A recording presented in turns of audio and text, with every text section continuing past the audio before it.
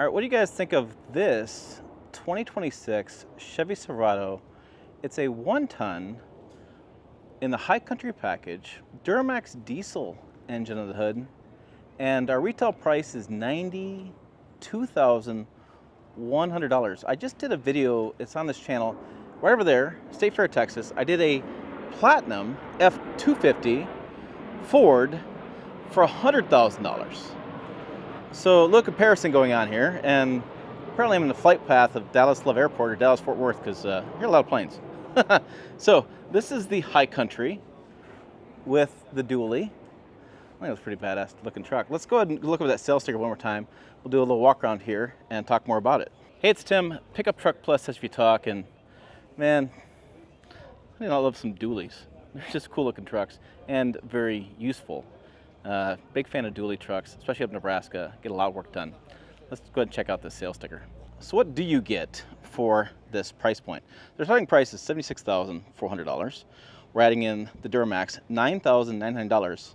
Interesting enough, that's only like 10 grand, say, for Duramax. Ford wants $13,000 for their Power Stroke. The High Country Premium Package, about $3,000. Rear camera mirror, heads-up display, power sunroof. The gooseneck fifth wheel hookup. Radiant Ren tin coat is $495.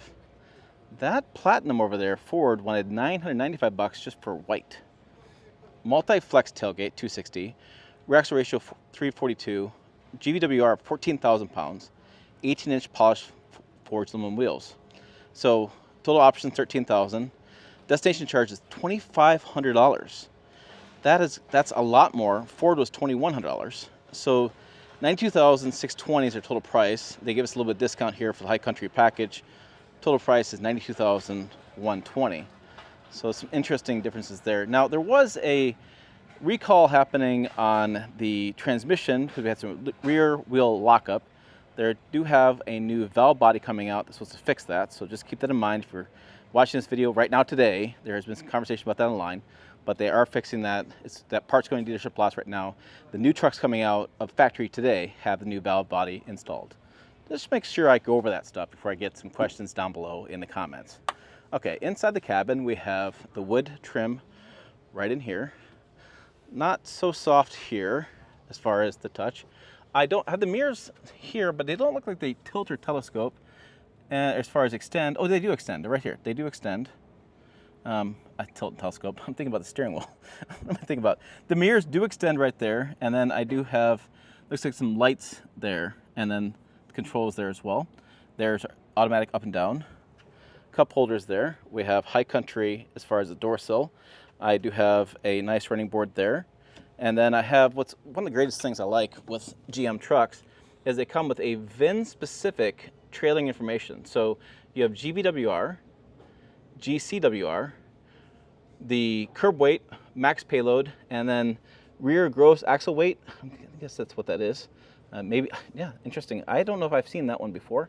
Conventional trailer, max tongue weight, gooseneck, max tongue weight as well, there for gooseneck. So conventional trailer, max tongue weight for conventional trailer, gooseneck, and the max tongue weight for gooseneck, all right there.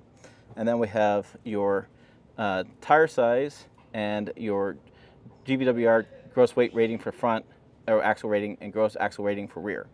And then we have payload on this is 5,249 pounds, which is a lot of weight. That's gonna haul a lot of stuff. Here are the seats. GM does have, in my opinion, some uncomfortable seats. 2027 model year should have some much more comfortable seats if that's something you're thinking about waiting or buying a 26 or 27. We have the high country there as far as the badge there. There is our screen. So we'll see a new interior in 27. Again, new seats. This screen will probably be more integrated with the dash. We do have a shifter on the column, and then engine start stop, braking, the trailer brake gains, HVAC controls there. And then over here, we have our drive modes. We do have an auto four-wheel drive in this. Interesting, the Ford didn't have auto four-wheel drive. Huh. Kind of fun to do a heavy duty versus other heavy duty from different brands back to back. And I just literally did those 10 minutes ago, so it's kind of fun to see that. And then there's our light controls there as well. So we have the little sunroof there. And then we have a grab handle and grab handle. I like grab handles. I don't like grabbing the steering wheel. It's just a thing for me, I guess. And then we'll come over here.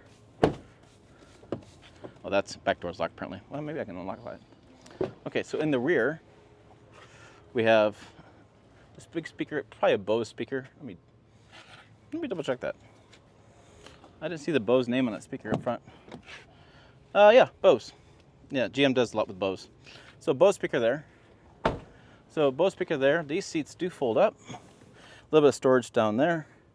Then we have heated seats on the outboard. So we have USBs. We have the controls there. Then outboard seats. So this seat here, that seat, not the middle seat, will be heated. We have the bootlegger storage bin, which is right here. Keep your whiskey or other paraphernalia in there. Boom. Store that. And then we have a little bit of an indent. Great for cowboy hats here in Texas. Put your hat on, sit back there in the rear. Then we have your DEF cap, which they have covered, and your diesel cap.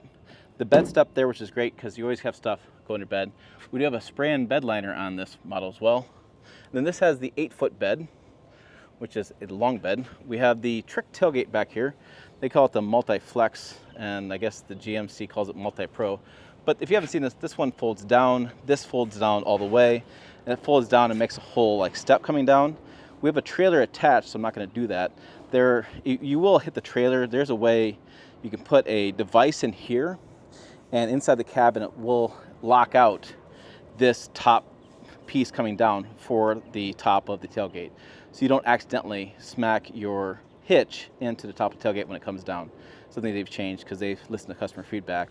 We have the controls for hitting the trailer up in here, so you can do above the bumper, which is great. If you ever hooked up a trailer, nice to have up here, not below, down here by the exhaust and things. We have the bed step there as well. So high country badging there and there. And then we should have the exhaust tip. Yep, it's over on that side, on the passenger side for the hookup. And they have a nice little demonstration there set up for towing. So we have a little bit of trailer light there and a marker light there as well. And we'll do one more kind of walk around. We have the 3500 on the side there in nice chrome. Let's check out the other side in the shade so you can see what that red tint coat looks like in the shade. This is actually an active air inlet because you need air over these turbos. Turbos like to run hot, but they want cold air coming in. And then they have, you can see where they've kind of taken this air, this insert here, and they move this grill, the plastic back, to let more air come in for the cooler transmission.